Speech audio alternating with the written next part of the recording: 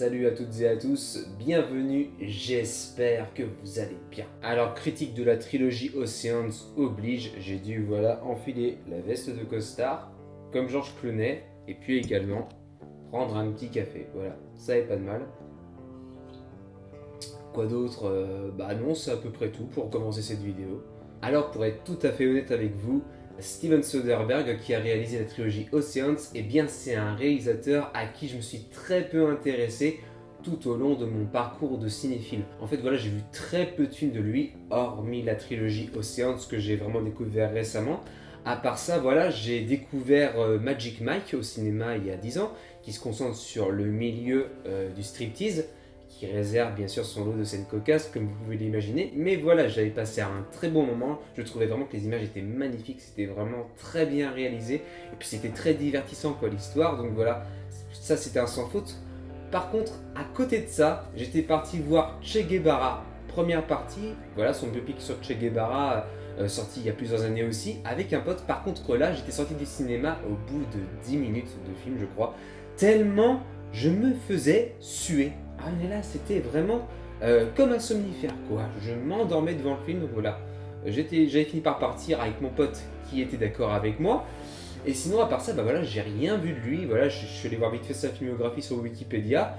Et non, à part ça, j'ai rien vu d'autre quoi. Et en fait, ce qui est marrant, entre guillemets, eh bien, c'est que ce sentiment un peu de mi-figue mi-raisin que je ressentis à l'époque, eh bien, je l'ai ressenti de nouveau là devant cette trilogie Oceans et que je viens de découvrir pour la première fois réellement. Voilà, à l'époque, j'ai eu le premier, ça c'est sûr. Par contre, pour le deuxième et le troisième, je ne sais pas du tout. Le troisième, je pense pas. Mais enfin, en tout cas, voilà, j'ai ressenti de nouveau ce truc, c'est-à-dire des choses que j'ai adorées. Pour moi, là-dedans, il y a vraiment des films qui sont parfaits. Par contre, il y a des choses qui ne vont pas du tout pour moi, des choses hyper pénibles. Voilà, pour moi, c'était vraiment comme une séance de torture limite devant l'écran. Et donc, je me suis dit, il doit y avoir un problème, c'est peut-être moi qui ai un problème, donc je suis allé faire mon curieux de nouveau sur Wikipédia pour m'enseigner sur le réalisateur, et ce que j'ai lu en fait m'a réconforté. Voilà, en fait, d'après ce que j'ai lu, Steven Soderbergh est un réalisateur qui en fait passe de films commerciaux à des choses plus expérimentales, voilà, comme s'il faisait des essais visuels. Donc voilà, là je comprends mieux si vous voulez. Et ce n'est vraiment pas le fait que j'ai quelque chose contre les films soit commerciaux, soit expérimentaux, mais voilà, je trouve que, en tout cas le concernant lui, il s'en sort mieux quand, en fait, quand il a une structure de base. Que cette structure vienne de lui ou vienne des producteurs, je ne sais pas. Mais je trouve que parfois le bonhomme va un peu trop dans ses trucs à lui et que ça manque parfois d'une sorte de règle autour, d'une sorte de cours dans laquelle il peut exercer son art, mais voilà, avec des règles mises en place quoi. Parce que même si on veut aller sur de nouveaux terrains, eh bien pour moi c'est pas un problème à partir du moment où voilà, il y a une structure dans le film. Voilà, pour vous donner un exemple, Denis Villeneuve que j'avais découvert je crois il y a 11 ans de ça, avec son film Incendie, et bien voilà, je sentais qu'il y avait vraiment une envie de créer quoi, de vraiment montrer sa patte d'artiste, voilà, dans une histoire qui pourtant était déjà écrite, mais voilà, le mec maîtrisait tellement son truc, et bien que moi ça ne me dérangeait pas, au contraire, pour moi ça, j'ai vraiment senti que ça permettait au truc en fait de gagner au contraire en force, en ampleur, parce que voilà, il y avait un cadre autour. Voilà, parce que malgré tout, en tant que spectateur, on a quand même besoin de savoir où l'on va dans l'histoire, voilà. Et on a vraiment besoin d'avoir un début, un milieu et une fin qui sont clairs, malgré tout. Et ça n'empêche pas, là-dedans, eh bien, de créer des feux d'artifice, de créer de l'anarchie, de créer du chaos, ou je ne sais quoi. Mais voilà, s'il n'y a pas ce genre, on va dire, de terrain de foot sur lequel le réalisateur se balade, s'il sait où s'arrêter, eh bien pour moi ça ne va pas du tout quoi. Et commençons tout de suite le match avec Ocean's Eleven sorti en 2001. Alors l'histoire de Ocean's Eleven c'est quoi? Eh bien c'est l'histoire de Danny Ocean, ici incarné par Georges Clooney, eh bien qui décide à la sortie de prison d'aller braquer un casino, voilà, qui est tenu par un patron joué par Andy Garcia. Et en fait, on comprend finalement, au fur et à mesure que se déroule le film, eh bien qu'en fait, il veut réellement le braquer parce que ce patron sort avec son ex-femme incarnée par Julia Roberts. Alors, n'y allons pas par quatre chemins. Pour moi, c'est simple. Ocean's Eleven, c'est tout simplement le meilleur film de cette trilogie. Même plus que ça, pour moi, c'est vraiment un chef-d'œuvre. C'est simple, il n'y a vraiment rien à acheter. Le casting est impeccable, composé de Brad Pitt, George Clooney, Andy Garcia et Julia Roberts, que je vous disais, mais également une palanquée d'autres acteurs absolument magnifiques. À côté de ça, vous avez un rythme d'enfer et une stratégie qui se met en place absolument diabolique. Plus globalement, le film en lui-même est vraiment une mécanique parfaite, on dirait vraiment une horloge suisse. Et voilà, quelque part pourtant, c'est vraiment le film le plus commercial entre guillemets que fait Soderbergh dans cette trilogie. Mais il n'empêche que je ressens à fond son style et voilà, j'ai vraiment pas l'impression qu'il s'est ennuyé à le faire. En tout cas, voilà, j'ai pas l'impression en le voyant de me faire arnaquer quoi. Voilà, pour moi, je ressens vraiment l'amusement d'une équipe derrière l'écran. Je dis pas que c'était ça, mais pour moi ça se ressent vraiment. Voilà, les acteurs s'éclatent, mais alors comme il faut. Et alors, mais voilà, on a petit à petit les pièces du puzzle, c'est hyper prenant quoi, Ocean's Eleven. Voilà, si vous ne l'avez pas vu ou si ça fait longtemps, mais jetez-vous dessus, vous allez passer une super soirée, que vous soyez seul ou avec des amis ou autre. Mais non, pour moi c'est juste du caviar, donc voilà, j'ai pas grand chose à dire de plus, sinon que pour moi, Soderbergh a réalisé son plus grand film, enfin en tout cas dans ceux que je connais. Hein, ils sont rares, comme vous le savez, mais voilà, comme quoi on peut être artiste, on peut avoir envie de mettre sa patte, et pourtant de s'éclater dans une structure, comme je vous disais, qui pour moi est essentielle, qui pour moi ici est magnifiée comme il faut. Là, pour le coup, c'est un sans faute de la part de ce réalisateur pour moi. Bon, et bien, maintenant que l'entrée est passée, passons à la partie la plus délicate pour moi de cette trilogie, avec le film Ocean's 12, sorti 3 ans après le premier, donc en 2004. Alors c'est quoi l'histoire de Ocean's 12 ? Eh bien c'est l'histoire de Danny Ocean, joué par George Clooney, et qui après sa nouvelle sortie de prison, décide depuis de mener une vie tranquille avec son ex-femme, avec qui il est revenu et joué par Julia Roberts, 3 ans après avoir braqué le casino qui est nommé le Bellagio. Sauf que voilà, Terry Benedict, ce patron du casino, finit par apprendre qui l'a volé. Et alors le terrible Terry Benedict, magnifiquement joué par Andy Garcia, n'y va pas par quatre chemins, il va voir chaque membre de l'équipe et leur dit tout simplement « Vous avez telle période pour me rendre le magot, sinon c'est peine de mort ».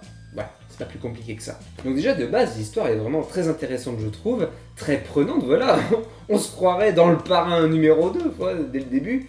Mais voilà, je trouve que ça va très vite s'essouffler.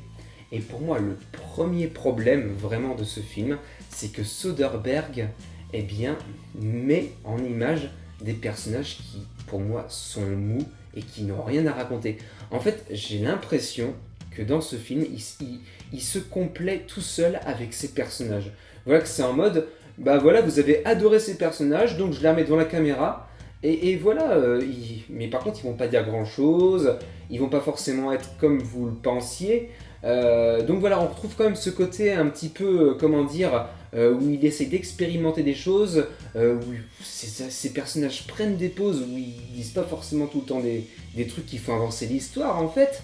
Et voilà, et pour moi c'est un réel problème, je veux dire, comment est-ce que tu peux, en fait dans une trilogie, dès le deuxième opus, mettre tes personnages en scène comme si c'était des dieux vivants. Non. Le spectateur va au cinéma pour d'abord voir des personnages qui vont servir en fait une histoire. Et voilà, j'ai l'impression que Soderbergh aime tellement ces personnages qu'il se dit juste que les mettre comme ça en lumière, et bien ça suffit. Maintenant, je ne suis pas d'accord. Voilà, j'ai l'impression que c'est ça. Et en plus de ça, voilà, le rythme du film est hyper paresseux. Je trouve qu'il y a vraiment des longueurs. Et pareil pour les enjeux, eh bien pour moi ils sont pas toujours clairs. Il faudrait vraiment que je revoie le film parce qu'il y a des trucs que j'ai vraiment pas compris. Je ne sais pas vous, dites-le moi dans les commentaires. Mais voilà, il y a ça. Mais plus encore, j'ai l'impression que Soderbergh dans ce film veut expérimenter des choses. Voilà, comme apparemment ça a toujours été son cas. Et voilà, on a vraiment l'impression, en tout cas j'ai vraiment l'impression de voir dans ce film une sorte d'auto-trahison. C'est-à-dire en mode... Voilà, je sais, ça m'est un premier film hyper commercial, maintenant je fais mon truc à ma façon avec ces personnages. Bah non, je suis pas d'accord. Tu peux pas dans une trilogie comme ça créer un truc aussi schizophrène. C'est-à-dire là en fait, on passe vraiment de Ocean's Eleven, qui est un film, ok, très commercial, mais qui est vraiment structuré comme il faut, bien découpé comme il faut de partie en partie. Et là, on passe à quelque chose avec Ocean's 12 et bien qui est vraiment inégal du début à la fin. Et là, je ne comprends tout simplement pas. J'ai vraiment l'impression, je ne sais pas, d'être dans du n'importe quoi, tout simplement.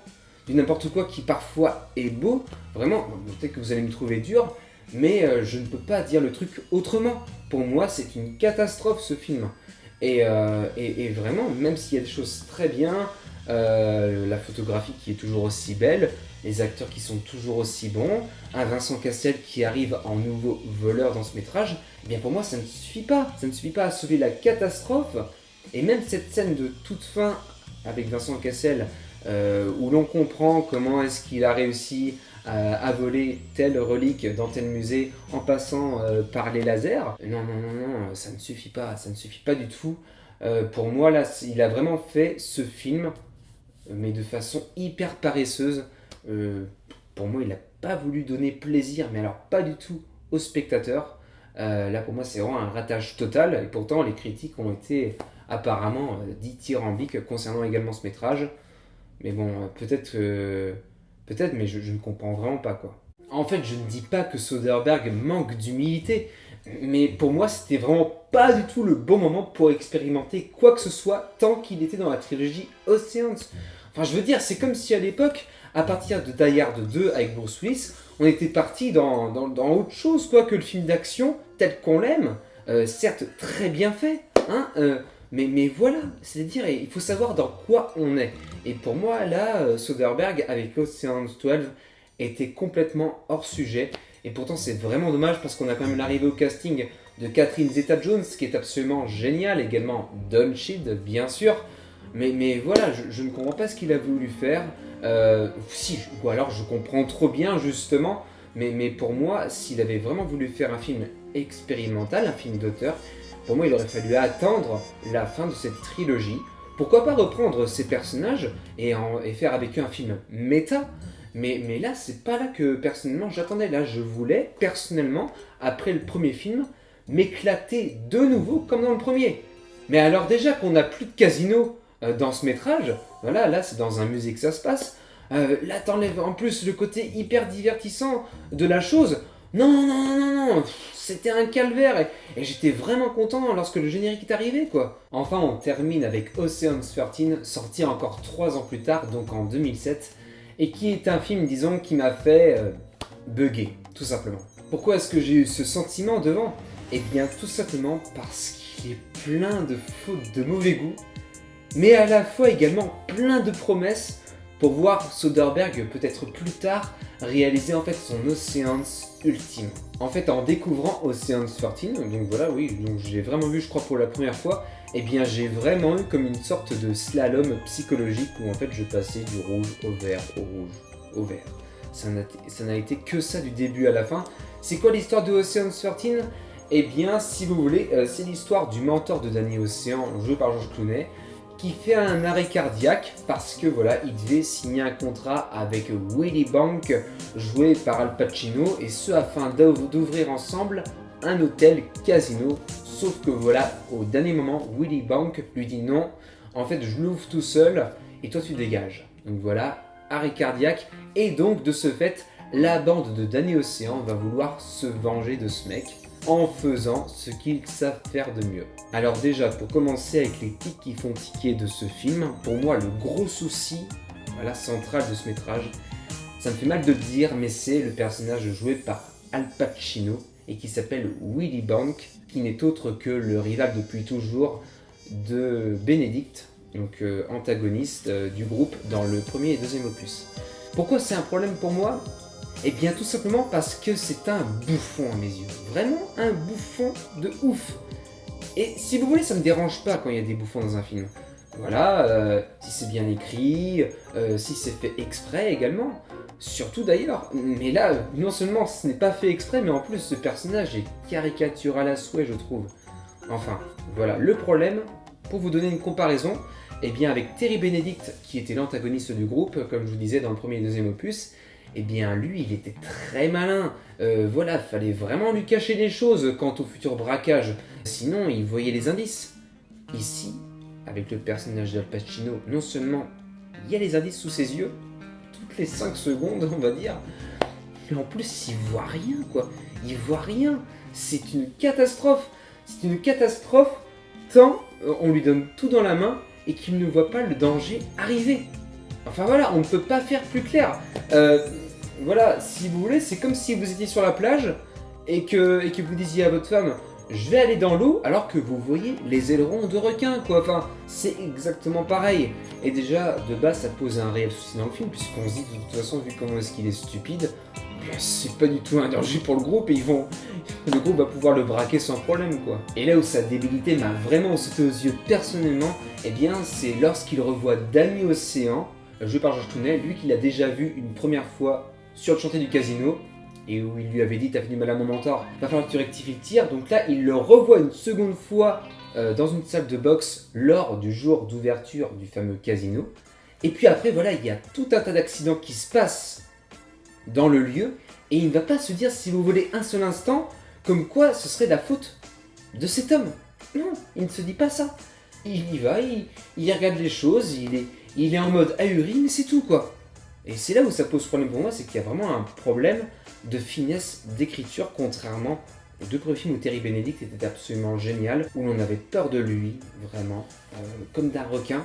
Non, là on se retrouve avec une sorte de guignol, j'ai l'impression, entre guillemets, mais qui fait pas peur pour un sou. Mais les choses vont encore s'enfoncer dans le mauvais goût, voilà, avec le plus vieux des braqueurs, qui là en fait se fait passer pour un Anglais au sein du casino, et qui n'arrête pas de passer devant Willy Bank en lui faisant des coucous. Coucou en mode, voilà, le sous-entendu c'est, il y a un danger, attention, tu vas en baver. Mais au bout d'un moment, tu vois quelqu'un qui n'arrête pas d'avoir un comportement comme ça avec toi. Tu te dis bien qu'il y a un réel problème quand même. Bah non, là... Bon, certes, ok, à la fin, il finit par lui faire un regard méfiant. Mais c'est tout, quoi. Ça s'arrête à ça. Non, non, non, vraiment, c'est pas terrible du tout. Bon, par contre, en contrepartie, voilà, Soderbergh a vraiment réussi à me surprendre, et même dans l'émotion, même si c'est pas forcément crédible selon moi. Voilà, à un moment, vous avez du coup le mentor de Danny Océan, voilà, une fois qu'il va mieux au niveau de son infarctus, va à la fameuse soirée d'ouverture du casino. Et là, pour moi, cette séquence hyper courte est vraiment riche en émotions. Je l'ai vraiment ressenti comme ça. Voilà, vous avez ce mentor qui arrive, qui revient en pleine forme dans son costume, avec cette musique par derrière. Non, non, vraiment, c'est là où j'ai vraiment senti des miracles de la part du réalisateur, et où j'ai senti qu'il pouvait vraiment un jour nous pondre son ultime Oceans, comme je vous disais, qui pourrait être encore plus grand que le tout premier film de cette trilogie. Mais pour moi, la cerise sur le gâteau de ce métrage, le truc ultime, mais alors comme il faut, ah là là, ce que j'ai kiffé le plus, c'est la photographie. Merci Steven Soderbergh, vraiment là, c'est juste la plus belle photographie de cette trilogie. Voilà, vous avez vraiment plusieurs plans, mais à l'heure où les lumières sont incroyables, les couleurs juste magnifiques. Non, non, alors rien que pour ça, pour moi, ce film vaut quand même le détour. Donc hors histoire, comme je vous disais. Non, non, là-dessus par contre, voilà, donc chapeau. Et l'autre chose que j'ai adoré également, eh bien, c'est le retour de Terry Benedict, joué par le génial Andy Garcia, et qui pour moi est le meilleur acteur de cette trilogie, le meilleur personnage. Non, non, vraiment, c'est juste incroyable. Et alors le voir en plus s'associer avec la bande, non, non, là c'est juste du plaisir, doublé, triplé. Donc voilà, après, bon, pour ne pas non plus être trop gourmand, j'attends pas forcément un nouvel opus, un Ocean's 14, mais voilà, ça ne déplairait pas pour autant de voir la bande se reformer un jour. D'ailleurs, il y a des rumeurs comme quoi un film pourrait se refaire, que Soderbergh y pense. Mais bon, voilà, connaissant un peu le réalisateur, voilà, je me méfie. J'aurais vraiment peur quand même qu'il nous ponde de nouveau un film expérimental et aussi ennuyeux que Ocean's 12. Après, si c'est pour avoir au contraire du caviar, un magnifique feu d'artifice hyper maîtrisé comme il faut, eh bien forcément je serai client. Donc voilà, c'était la trilogie Oceans. Je n'ai pas parlé de Ocean's 8 sorti il y a quelques années, tout simplement parce que je ne l'ai pas vu, voilà, cette version féminine. Mais bon, pourquoi pas, je vous avoue que je suis pas pressé de le voir ce métrage.